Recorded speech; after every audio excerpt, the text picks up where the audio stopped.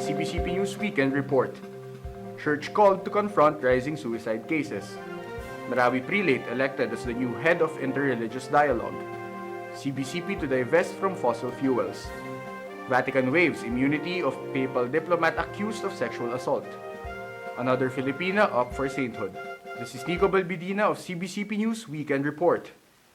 Archbishop Jose Advincula this week has stressed on the need for the culture of presence in the church as he expressed alarm over the rise in suicide cases. In a pastoral statement, the Capiz Archbishop said that although it is expected the church leaders will never have all the answers as to why suicide happens, they can still combat this by cultivating a culture of presence in the community.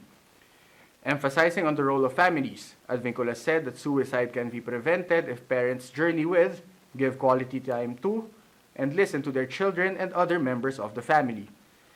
He also said that the government and schools should strive to be an extension of the family where everyone feels that they belong, are loved, and are accepted. He called on school administrators to address bullying and the government to strengthen suicide prevention programs and intervention. The Catholic Bishops' Conference of the Philippines, or CBCP, has elected Marawi Bishop Edwin de la Peña as the new head of the Episcopal Commission on Interreligious Dialogue. The prelate displaced by the war in Marawi will assume the post in December, succeeding retired Pagadian Bishop Emmanuel Cabahar. Appointed Marawi Prelate in the year 2000, de la Peña has been working on peace building before Islamic State-inspired terrorists wreaked havoc on the city in 2017. De la Peña said that the most crucial task at hand is to rebuild the peace that Muslims and the small Christian community have been working on. The bishop was elected to the post as the church prepares for the year of interreligious dialogue, ecumenism, and indigenous peoples in 2020. Still on the CBCP, the bishops have agreed to divest from dirty energy sources such as coal-fired power plants. This decision made the CBCP the world's most recent church institution to declare it will divest from fossil fuels. The decision was reached as the bishops gather for their plenary assembly in Manila over the weekend.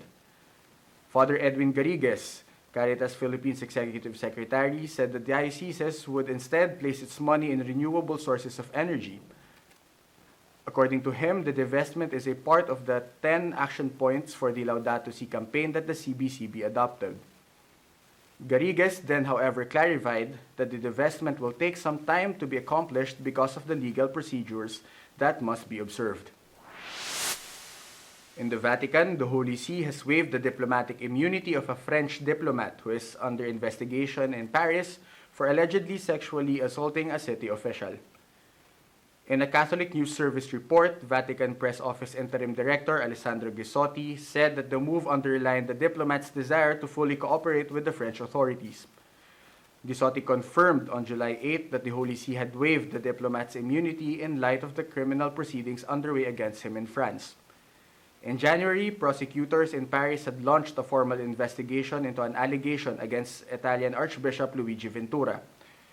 French newspaper Le Monde first reported that the diplomat had allegedly molested a young male employee at the Paris City Hall on January 17.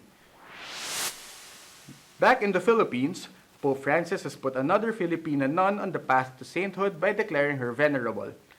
The Pope recognized that Mother Francisca del Espiritu Santo de Fuentes lived the Christian virtues in a heroic way.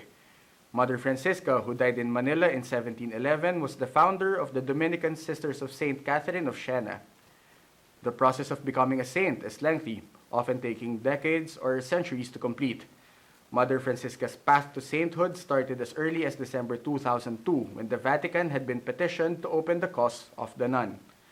For more news and updates, visit cbcpnews.net and follow our social media accounts. This is Nico Balbidina for CBCP News Weekend Report.